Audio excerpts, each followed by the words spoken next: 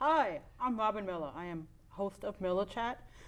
My co-host in training is EJ Miller. Say hello. Hi.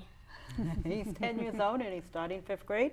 My guest today is Kimberly Amato. She is the founder of Meghan's Hope and the co-founder of Parents Against Tipovers. Welcome back. Thank you. It's good to be back. Thank you for coming on. So tell us a little bit about Meghan's Hope. So Meghan was my daughter, and she was tragically killed the Saturday before Christmas in 2004 when we woke to find her underneath her dresser. It had fallen on her sometime during the night while the rest of the family was asleep. And at that time, I really thought she was the only one that this had ever happened to. I'd not heard of this happening before. We never thought that her dresser, and this is a picture of her dresser, a small, really heavy, well-made piece of furniture could ever fall over, let alone kill a child. Meghan was only 3. And at that time, because we thought she was the only one, we came home from the hospital. We had to tell our family what had happened and that our Maggie was gone, flying with the angels now. But I couldn't just not do something. So that night, I sent an email to all of our friends and family with a picture of Meghan and said, oh my gosh, this happened to our beautiful little girl. Please make sure that your dressers are somehow secured to the wall so it doesn't happen to you. And that was, in hindsight, the birth of what has now become Meghan's Hope. Wow, it's amazing how what you experience can lead to a good positive movement. Yes. EJ, do you have any questions you wanted to ask? So if you had secured it, would you still have started Meghan's Hope? That's a really great question, EJ. You know what? I probably would not have, because I probably wouldn't have realized the dangers. It is my hope that through Meghan's story, other people will know the dangers and they will secure their furniture so it doesn't happen to anybody else. Well, I have to thank you personally, because when EJ was born, I read about you in Parent Magazine, which is now Bay State, and I remember reading about the straps. Yes. And I got them, Yeah. and I had to get a drill. So I go to Home Depot, and I said, I'd like to get a drill. So he brings out a man's drill. And I said, look at me. Do you think I can carry a 100-pound drill? I said, I need a woman's drill. He goes, what's a woman's drill? I said, do you have a little drill?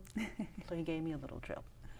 And I spent about a good half hour. First of all, I had to find the studs in the wall, because you never know where you're going to find them. Exactly. So when we had our dresser homemade, I spent some time drilling with the woman's drill, and I put this in. And lo and behold, when EJ was 4, what happened? The dresser fell on you. Remember? You pulled it out. No, you didn't. No, you did. I didn't pull it Well, out. somehow it pulled out and it fell on you, remember? Right before you went to daycare, remember? And now, what did the straps do for you?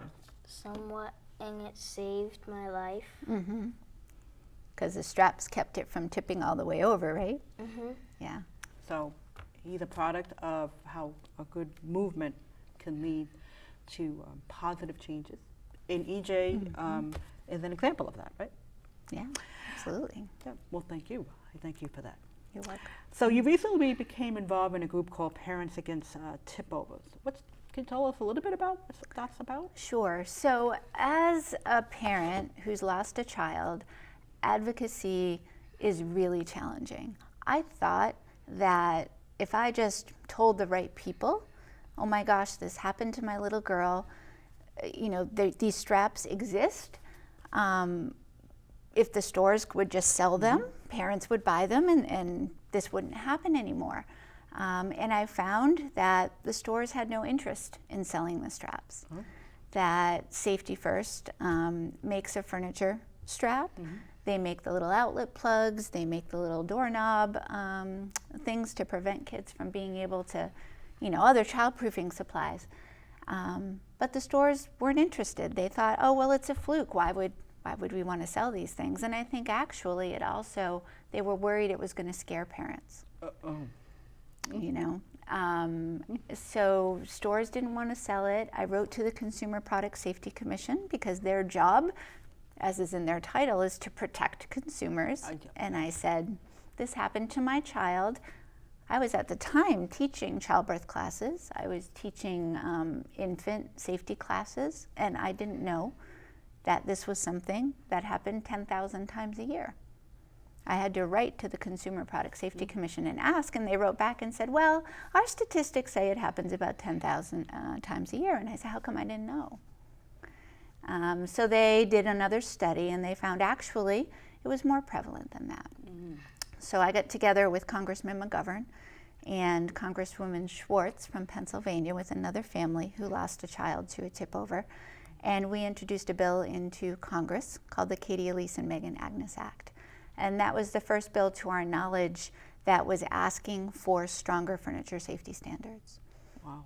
It never did get out of committee, but it did get the attention of the Consumer Product Safety Commission, the Consumer Union, and unbeknownst to me, there was actually a furniture safety subcommittee that is part of ASTM, which is an international standards organization that had already been in existence for 4 years when Meghan died. Change takes time, and it's slow. A long time.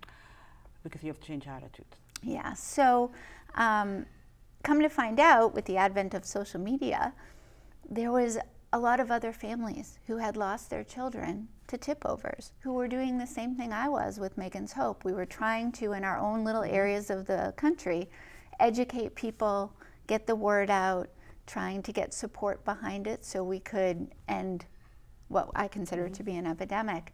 And then we found each other. And we said, how about we join forces? Perhaps, even though we're all singing the same song, if we got together, we could be a chorus. And we formed a nationwide coalition, and we call ourselves Parents Against Tip Overs. And it's been incredibly successful in a really short period of time. Well, they say in community organization, change happens in great numbers. True.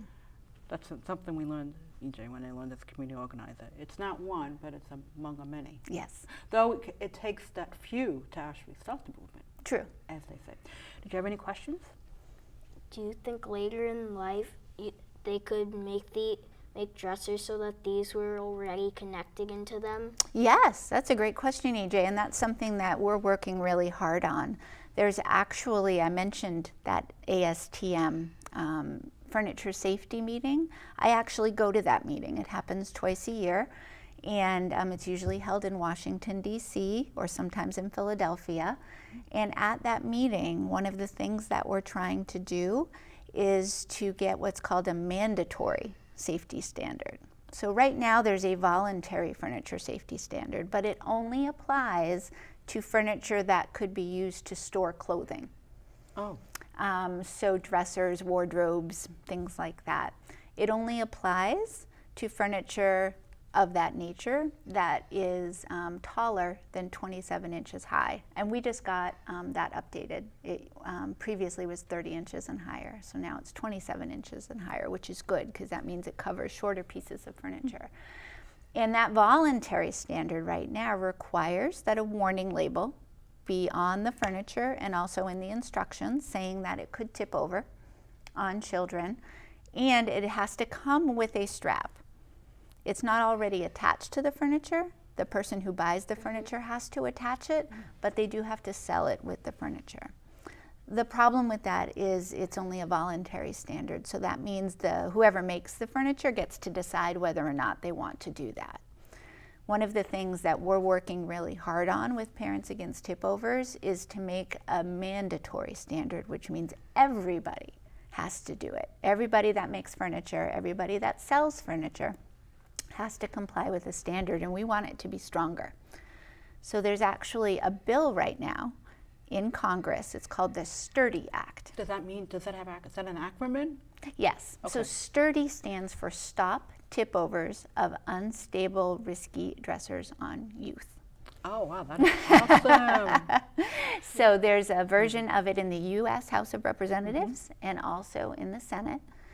And I'm very happy to share that just before the summer break, it passed the Committee of Energy and Commerce to the full House floor, and the full House of Representatives will be voting on it when they return in September. And hopefully it will pass the House and move on to the Senate.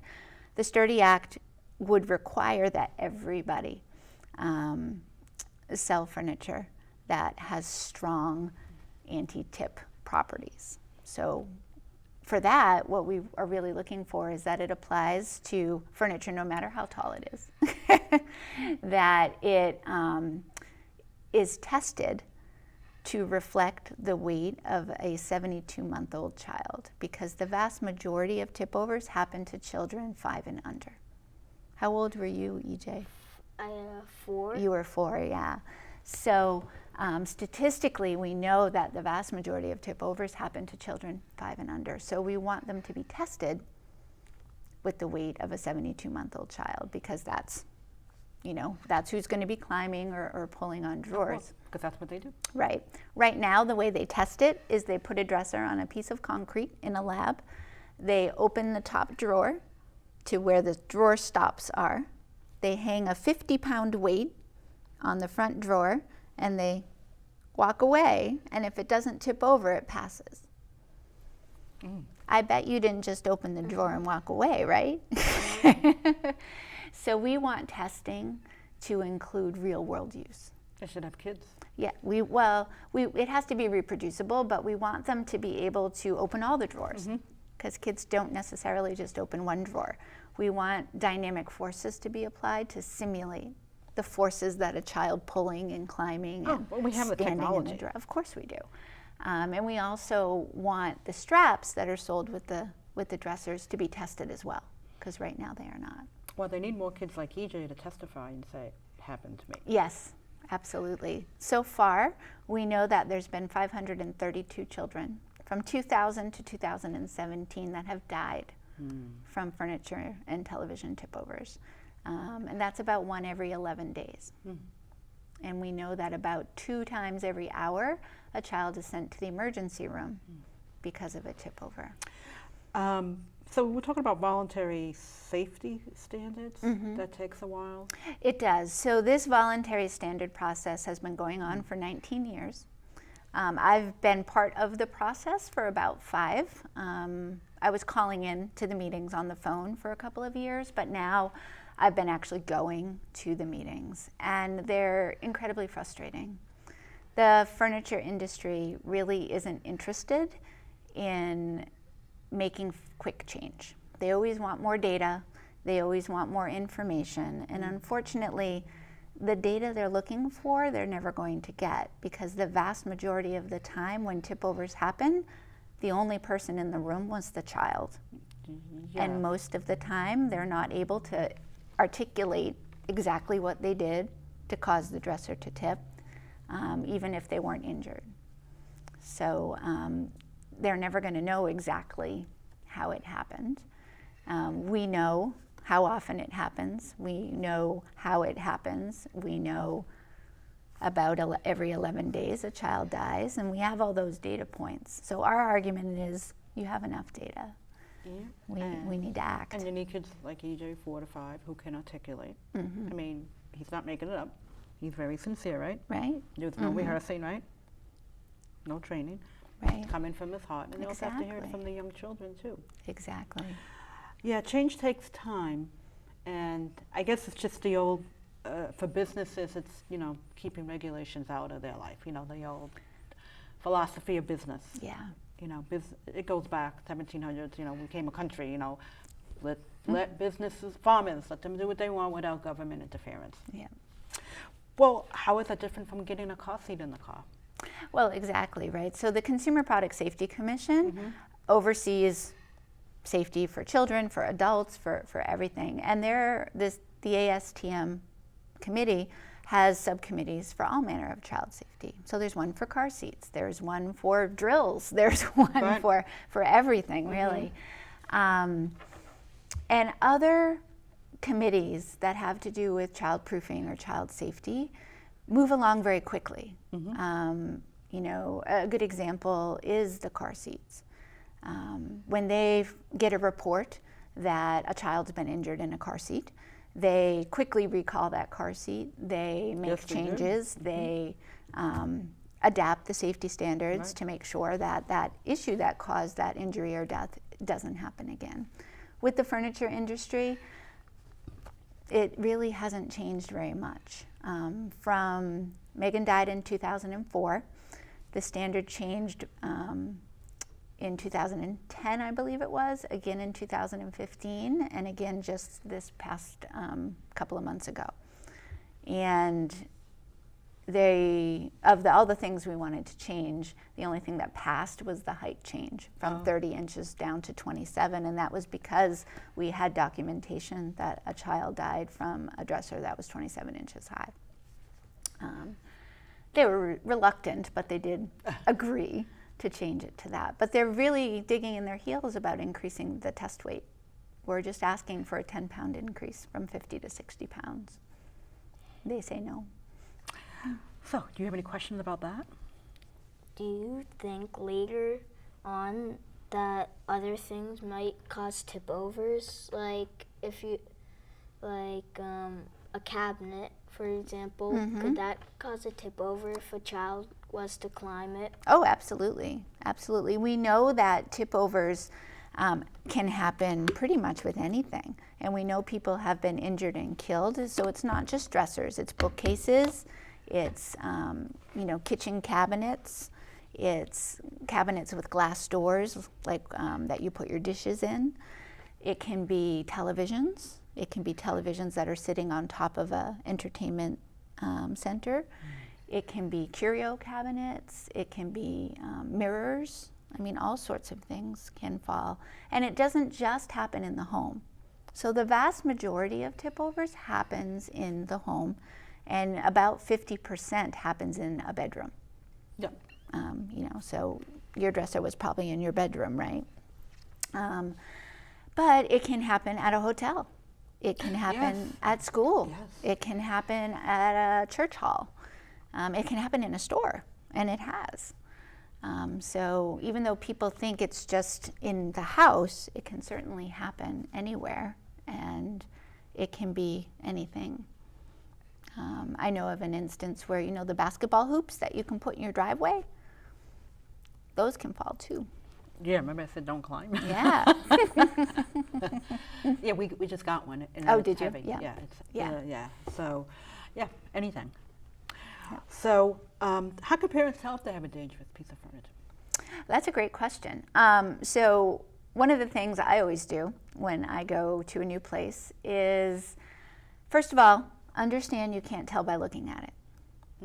It doesn't matter how tall it is, how short it is, how much you paid for it. You can't tell by looking. The other thing you have to understand is you're never going to be able to simulate every situation.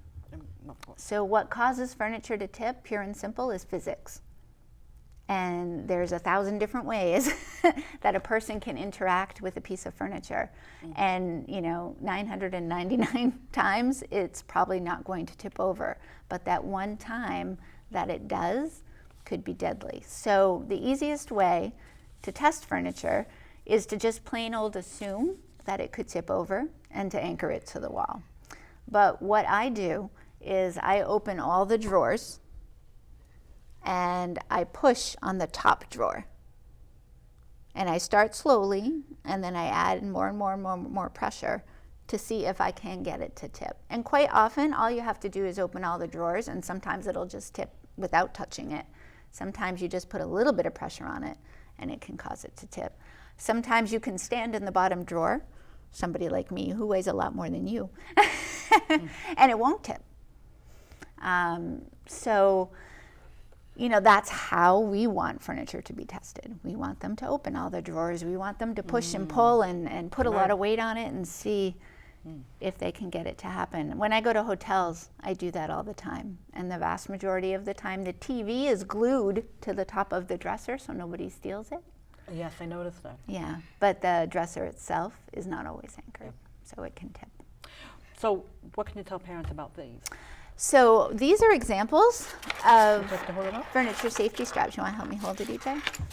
So there's a lot of different types of safety straps that are on the market. You can buy them at like the Home Depot or Lowe's. Sometimes Target or Walmart may have them, but around here, they're pretty hard to find. So I always tell people, go online.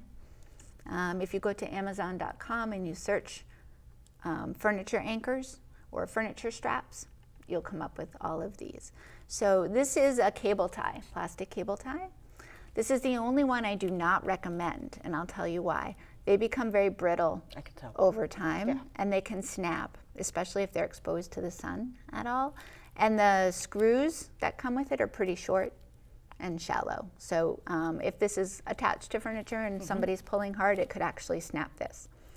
This is made by Quake Hold. So if you live in California, you probably have a lot of your stuff secured because of why? Earthquakes, right? So this is an example of a cable style strap. This is an example of a TV strap or a furniture strap where the screws go through here. This is one of my favorites. It's called the Hangman. It's airline cable, and one strap will hold 400 pounds, which is why I like it. This is made by Quake Hold. I like this one because it's got industrial strength Velcro. So if you need to secure something that you can't put a screw in, like a television, you can use they actually make one that's stronger than this for TVs, but this might work for a computer monitor, something like that. L brackets are probably the least expensive. You can buy those at any hardware store. And the last two are examples of a Kidco and a Safety First furniture wall strap. And that one on the very end is adjustable. So the little clamp that EJ's holding allows you to unhook it if you need to move furniture, if something falls behind it, without undoing the actual screws that are into the wall in the furniture. This is what I got it at Walmart. Yes. So they had that. Wow. So in the time we have, if somebody was to experience a tip over, what should they do? Excellent question. So one of the problems with the statistics is they're only estimates. So we know that far more people experience a tip over than gets reported to the Consumer Product Safety Commission. So those statistics I quoted earlier are really only what gets reported through emergency rooms. So what parents should do is, even if their child wasn't injured, if it was a miss and the furniture fell and nobody got hurt, they should contact the Consumer Product Safety Commission. Okay. And there's a website, it's called saferproducts.gov. And there's a form there you can call, you can fill out an email form, it's really quick, and you just answer the questions. And that helps them to get the data that they need to determine whether or not they need to do an investigation. So that's how the IKEA recall happened, was a lot of people said, oh my gosh, this IKEA dresser fell and my child was hurt, or they were killed, or nothing happened but it fell. And they got so many reports that they then investigated it and then were able to do the recall. So definitely report it to the Consumer Product Safety Commission, and if people aren't sure how or are nervous about it, they can always reach out to me, and I'd be happy to walk them through it. What would you say to parents now? What could you say? I would say, don't think that it can't happen to you. Sometimes you don't know the dangers until it's too late. I was a person who was over the top with the childproofing, and if these straps had been sold next to those wall outlets, I would have bought it and used it, because obviously it's something I would have thought I needed. I think the other thing is people really just don't think it's going to happen to them. And, I hate to say it, but none of us ever do. We don't think that furniture is going to fall on our child. We don't think we're going to get in the car accident. We don't think we're going to get cancer. Nobody ever thinks it's going to happen to them. So, don't fall into that trap. Prevention is the only way to be sure that it's not going to happen. And I think the other issue we have in society in general is we don't buy into solutions unless we really think we have the problem. Yes.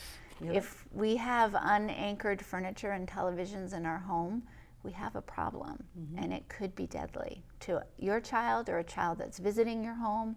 And it literally, you're not faster than gravity. You could be in the same room and you're not going to get there in time to stop it from happening. So anchoring your furniture and your televisions is really the only way to protect kids right now. Do you have any lasting questions? So, which straps would you recommend if someone had a dresser that was really heavy? That's a great question. So the ones I recommend the most are this one, the hangman strap, and the one that your mom used on the end, the safety first furniture wall straps. And I always tell people, the heavier your furniture is, the more straps you need. So you can buy them in a package of 2, but you might need 4 straps for a really big or tall or heavy piece of furniture to make sure that it holds the weight. Do you think later on people will find that they could strap stuff to the side of a dresser? Maybe. There are some companies now that are looking at different ways to design dressers so that they're inherently more stable, which is ultimately what we want. These anchors right now are the only way that we can make sure furniture already in everybody's home is safe. But the Sturdy Act is looking to make sure that furniture comes into our homes already more stable. So we're less than 2 minutes to go. Did you want to share the flyer? Sure. So Post it? one of the greatest resources that is out there is a website called anchorit.gov. And this is an example of a poster that they have there. You can find it and some other really great information there that shows how easy it is to anchor furniture. It tells you how and where to attach the straps to both your furniture and to the wall, how important it is to make sure with the wall you're screwing it into a stud, or if you don't have studs, there are alternatives, different kinds of bolts and things like that you can use. And it explains what is at the greatest risk. So dressers, televisions, and shelving units are the most likely things that will tip. And is this in other languages too? It comes in both English and Spanish right now. Okay. And I'm hopeful that eventually we'll have it translated into other languages as well. I saw on the website that building a dresser into the wall, is that preferable? Well, ideally. It also saves space Yeah, if of you can course. do that, but I don't know that that's a practical solution for a lot of people. I can say this, I had to buy 2 of these. Yes. And I remember having 1, 2, 3, 4. So I remember that. I didn't, when I got it, I didn't have the studs, but I did remember that I was able to just use the drill and I just drilled the stuff in. And when EJ went into 3rd grade, I took them off Yeah. because he got older. Yeah. I always leave them on. I mean, everything, my kids are now 20, almost 21 and 17, and everything in my house is still secured because I have friends that come with little kids to my Of course. house. So, Okay, so in less than a minute to go, why don't you give out your website and information? sure. So, my website is Meghan's Hope. It's www.meganshope.org. You can also find us on Facebook, Twitter, and Instagram. And Parents Against Tipovers is www.stoptipovers.org. And the Consumer Product Safety Commission website is anchorit.gov. And your book? And I also wrote the book that I wish somebody had handed me the day Meghan died. It's called Out of the Darkness, Coping with and Recovering from the Death of a Child, and that is outofthedarkness.org. Well, thank you very much, Kimberly Amato, the founder of Meghan's Hope and co-founder of Parents Against Tipovers, for coming on my show, and EJ. Thank you very much. Good night. Thank you. That was great.